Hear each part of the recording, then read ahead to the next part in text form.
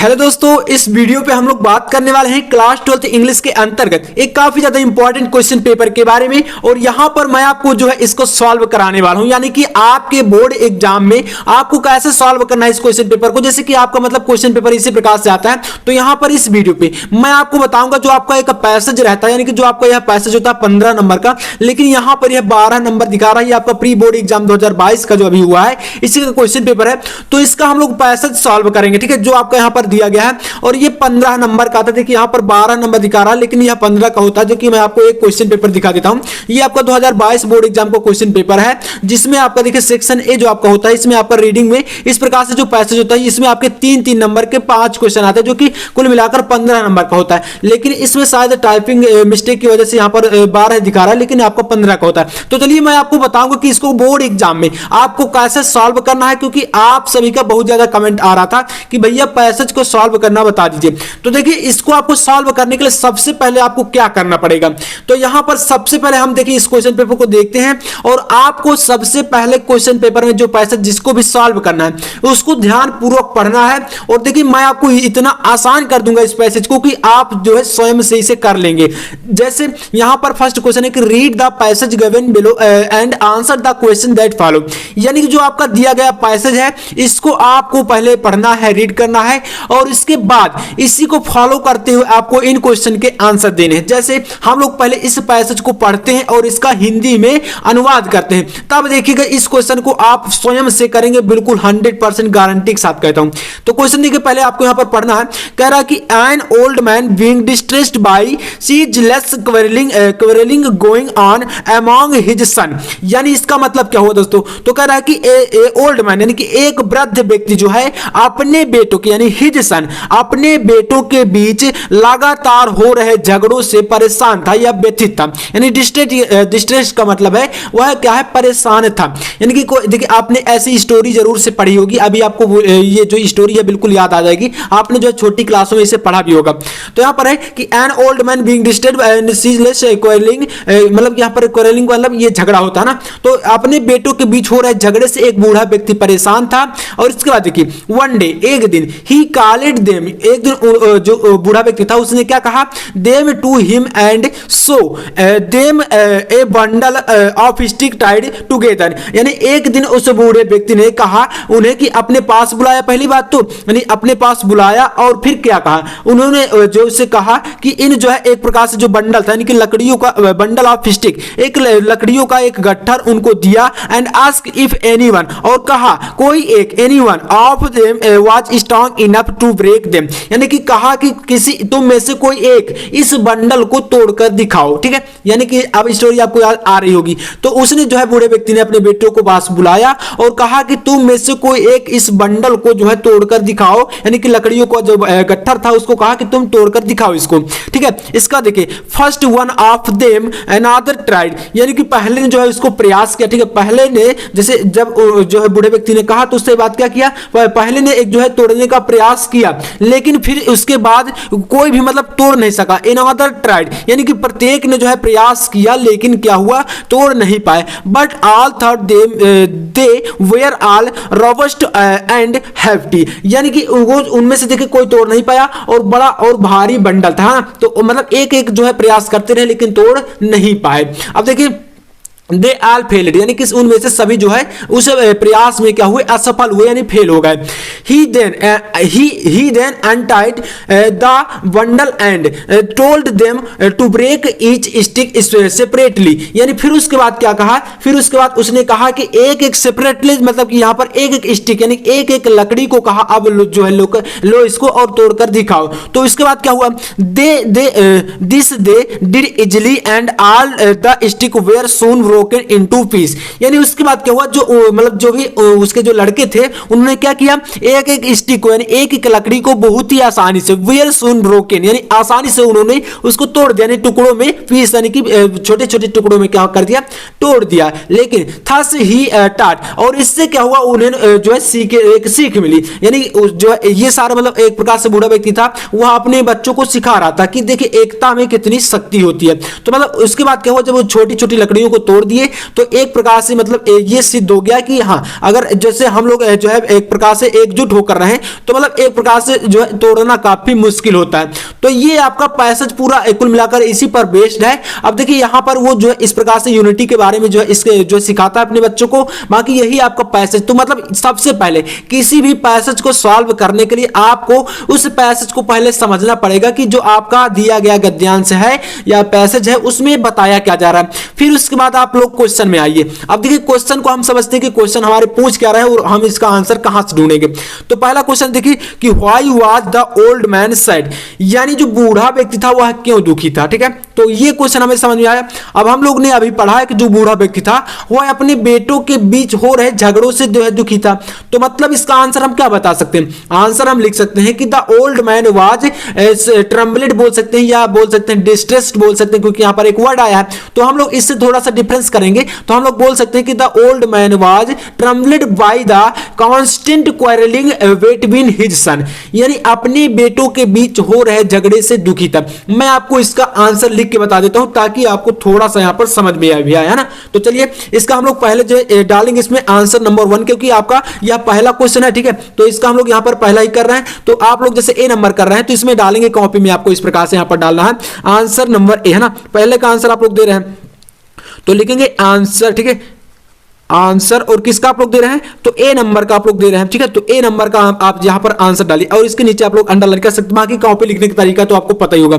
तो इसका आंसर आपका देखिए क्या होगा, तो यहां पर आपका आंसर इसमें हो जाएगा, यहां पर आप लिखेंगे कि द ओल्ड मैन, क्योंकि बूढ़ा व्यक्ति ही जो है ना वही तो दुखी था, तो इसलिए हम लोग यहां पर लिखेंगे कि द ओल्ड मैन। ठीक है, तो यहां पर लिखेंगे द ओल्ड मैन। ठीक है, ओल्ड मैन।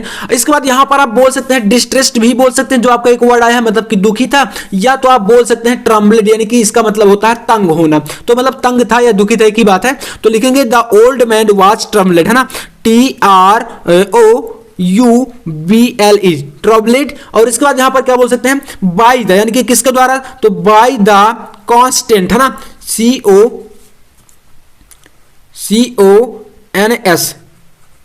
CONSTANT, constant. और इसके बाद यहां पर बोल सकते हैं क्वारलिंग, यानी कि जो आपका यहां पर एक वर्ड आया है क्वारलिंग, यानी इसके भी कुछ वर्ड हमें यहां पर इसमें सम्मिलित कर देना ताकि जो आंसर है वह काफी अच्छा दिखे ना। तो यहां पर बोलेंगे क्वारलिंग, यानी QUARRELING, क्वारलिंग यानी कि झगड़े से। ठीक है, क्वारलिंग। और इसके बाद यहां पर क्या बोलेंगे बेटवीन, यानी कि बीच में, बेटवीन, WETWEEN, बेटवीन। और इसके बाद क्या है हिज सन, हिज सन। अब देखिए इसका आपका जो यहां पर एस लगा देंगे, क्योंकि बेटे कई 4 बेटे थे ना, तो इस प्रकार से यहां पर 4 या 5 जो भी थे।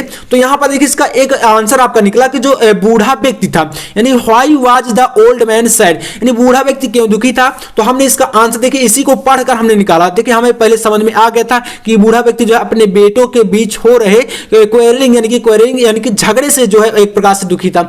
तो हम लोग ने इसका आंसर निकाला कि the old man is troubled by the quarrelling between his sons, यानी अपने बेटों के बीच हो रहे झगड़े से वह काफी दुखी था या एक प्रकार से तंग था। तो बस इतना सा आपको लिखना है, बस ढूंढना आपको पड़ेगा, काफी आसान है।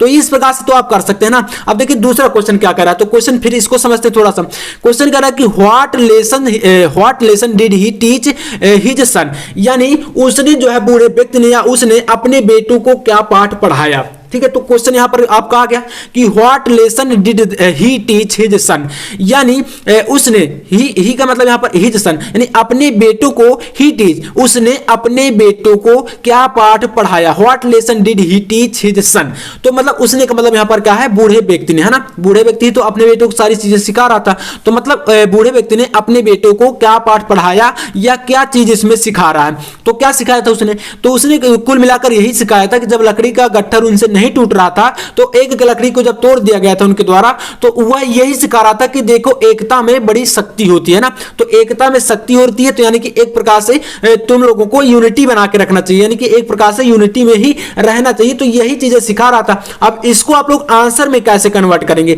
तो आप लोग यहां पर लिखेंगे। देखिए मैं आपको यहां पर थोड़ा सा बता देता हूं। तो आप लोग किसका जो है दूसरे का लिख रहे हैं ना, यानी कि बी नंबर को आप कर रहे हैं, तो बिल्कुल ध्यानपूर्वक समझिएगा। बी नंबर कर रहे हैं तो यहां पर लिखेंगे बी डालकर, है ना, आंसर नंबर बी।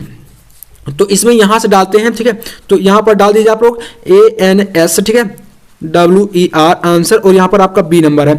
तो इसको आप लोग यहाँ पर इसमें इस प्रकार से कर देंगे पटरी के साथ इस बोर्ड एग्जाम में, और यहाँ से लिखना स्टार्ट करेंगे।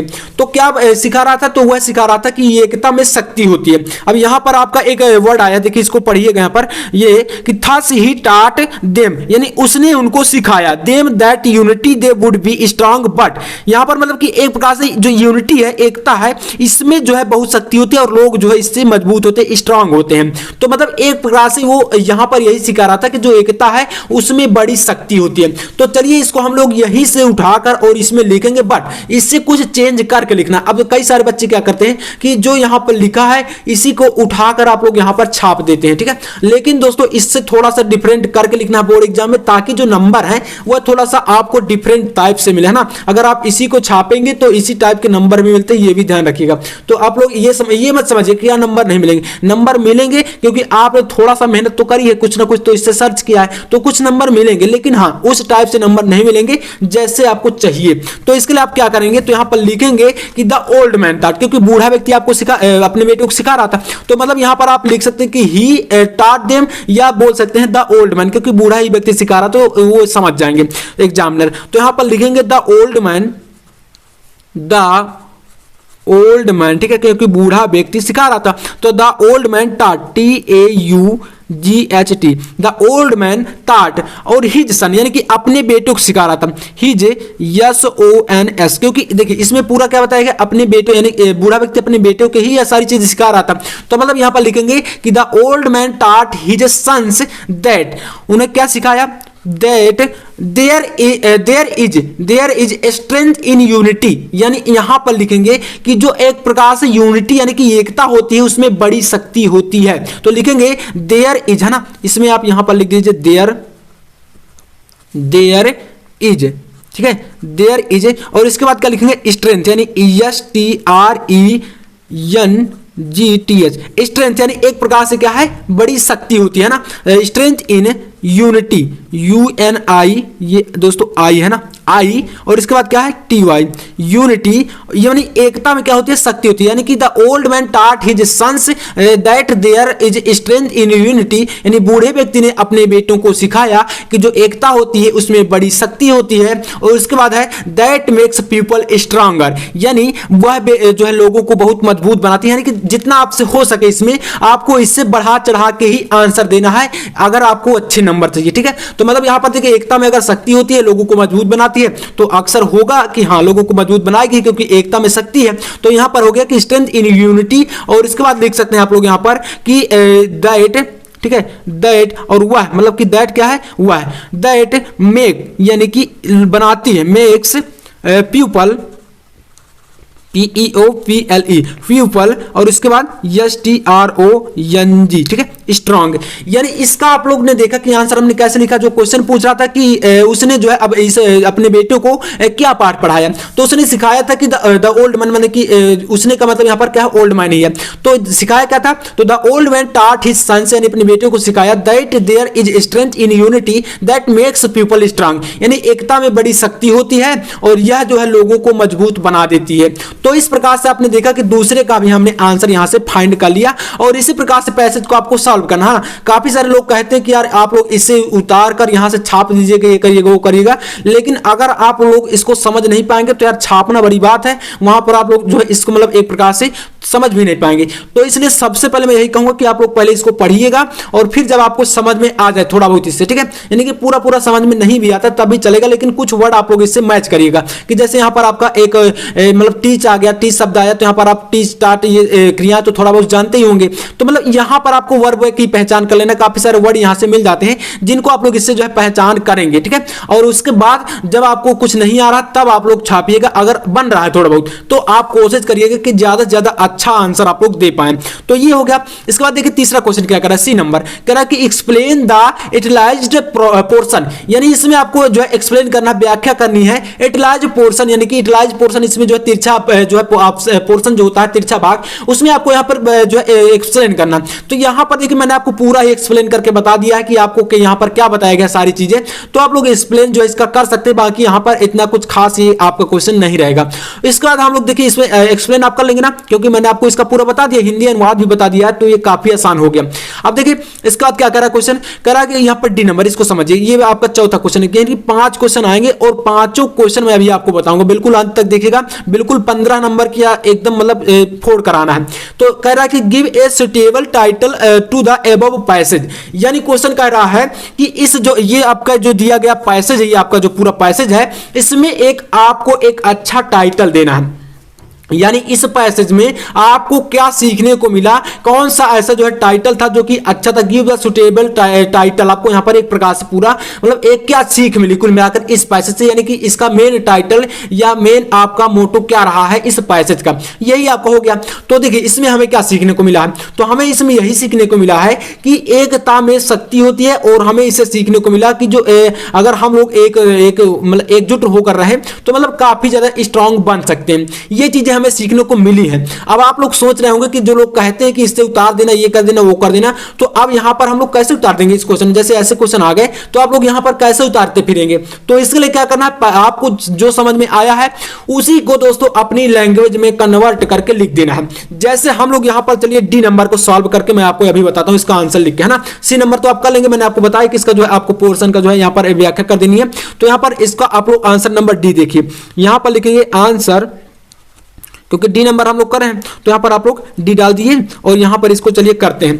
तो यहां पर जो है इसका टाइटल क्या हुआ, यानी इससे हमें क्या सीख मिली है, तो हम लिखेंगे कि द गिवन पैसेज, यानी कि जो दिया गया पैसेज है, जिस प्रकार से आप लोग हिंदी में संदर्भ व्याख्या करते थे ठीक उसी टाइप से यहां पर देना थे। तो इसमें देखिए लिखेंगे कि द गिवन पैसेज, यानी दिया गया पैसेज हमें, अब देखिए मैंने बताया ना कि इसमें अब उतारने वाली बात यहां पर नहीं रही है, यहां पर सिर्फ आप समझने वाली बात आई है। तो लिखेंगे कि द गिवन पैसेज, ठीक है, द गिवन पैसेज, ठीक है, PASSAGE passage we get to learn, LEARN, यानी जो दिया गया पैसेज है वह हमें सिखाता है, यानी the given passage we get to learn क्या सिखाता है, तो that there is a great power in unity, है ना। दैट देखिए अभी इसका मैं आपको अर्थ बताता हूं क्या मतलब है। That there THERE, that there is a great GREAT, great power POWER, great power in unity, ठीक है, यहां पर लिखेंगे यूनिटी UNITY। यहां पर देखिए क्या हुआ, तो the given passage we get to learn that there is a great power in unity, यानी दिया गया जो पैसेज है वह हमें सिखाता है कि इस जो मतलब एक प्रकार से जो एकता होती है उसमें बड़ी शक्ति होती है या महान शक्ति होती है, इसका मतलब ये हो गया ग्रेट यूनिटी का, है ना। तो ये हो गया। अब इसके बाद देखिए यहां पर आपका इतना ही है, अगर आप इसमें चाहते तो और भी थोड़ा सा लाइन जोड़ सकते हैं, जैसे बोल सकते हैं कि which makes a person strong, यानी यह लोगों को मजबूत बनाते हैं, जो हमने यहां पर लिखा था कि दैट मेक्स पीपल स्ट्रांग, यानी इस लाइन को आप यहां पर भी लिख सकते हैं, तभी आपका बिल्कुल करेक्ट माना जाएगा, कोई आपको गलत नहीं कर सकता, ठीक है।